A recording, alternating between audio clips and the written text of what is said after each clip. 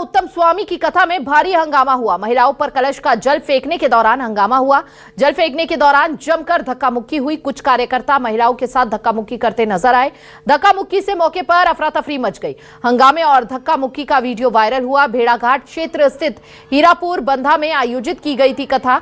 श्रीमद् भगवत कथा के समापन में हुआ विवाद और कथा के शुरू दिन से ही फरार है उत्तम स्वामी।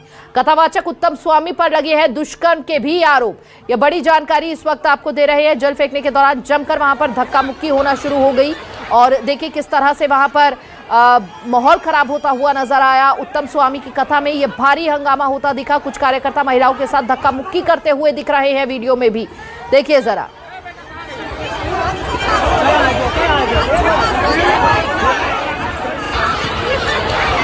उत्तम स्वामी की कथा में ये बवाल मचता हुआ नजर आया। धक्का मुक्की हो गई वहां पर और स्थिति देखिए अनियंत्रित होती दिख रही है। इसमें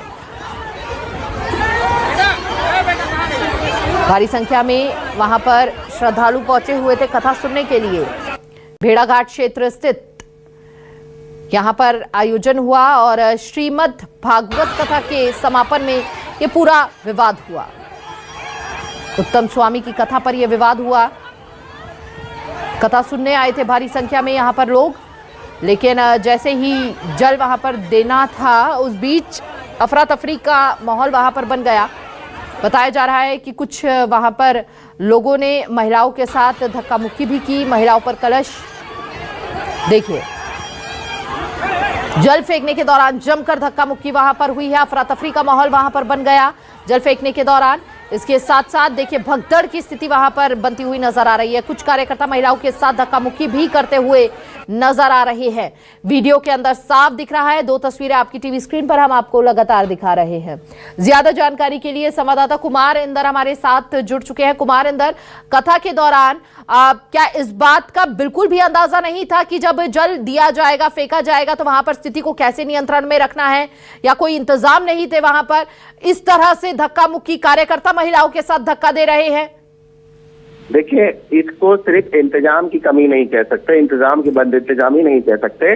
दरअसल अंधी आस्था का ये पूरा खेल है। सिर्फ आयोजकों पर इसके श्रेय दोष नहीं जाता, बल्कि जो लोग आस्था के नाम पर वहां पहुंचे थे, जो जुटे थे, उनका भी बराबर से दोष है, जो इस तरह से जल लूटने के लिए जो है ललायत हो रहे थे। और जैसे जैसे वो जल कलश का फेंका जा रहा था, लोग एक दूसरे पे टूट पड़ रहे थे। लोगों को ये लग रहा था कि यही जल जो है उनको स्वर्ग का रास्ता दिखाएगा, और वही स्वर्ग का रास्ता सपना जो है वो वहां पर बवंडर बन गया।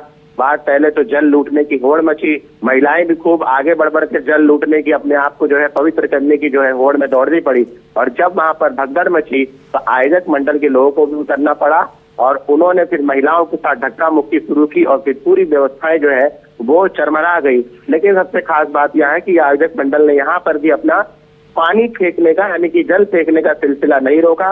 वो बाकायदा कलश से जो है वो जल लुटाता रहा और एक दूसरे पर लोग चढ़ चढ़ कर जो है वो जल की बूंदे अपने ऊपर लेने के लिए इस तरह से भगदड़ मचती रही। तो कुल मिलाकर अभी तक कुमार इधर उत्तम महाराज की कोई जानकारी मिली है, वो कहाँ पर है? देखिए, उत्तम महाराज तो पहले दिन आए और दूसरे दिन से लापता हो गए। जब हम लोग उनसे बातचीत करने पहुंचे तो उन्होंने अपने आप को कमरे में बंद कर लिया। उनके जो सिपा सलार थे और उनके जो अनुयायी थे, उन्होंने मीडिया से मिलने नहीं दिया। और उसके बाद जो उत्तम महाराज है, अपनी रेंज रोवर कार जो करीब 2.5 करोड़ रुपए की आती है, उसको लेकर कहीं वहां से चल दिए। हमने पुलिस वालों से भी पूछा, पुलिस वालों ने कहा कि उत्तम महाराज को हमने किसी तरह का अरेस्ट का वारंट नहीं है, कुछ उनके खिलाफ क्राइम FIR नहीं मिली है, तो लिहाजा हमने भी उनको नहीं रोका और वो कभी से लापता है। हालांकि उनको ढूंढने की कोशिश की जा रही है। आयोजक मंडल से भी इस बारे में बातचीत की। आयोजक मंडलों ने भी जो है अपने हाथ खड़े कर दिए, वो भी किसी तरह का कोई जवाब नहीं दे रहे हैं। जी, अब यहाँ पर कितने लोग घायल हुए हैं? क्या किसी को चोट भी आई है गंभीर?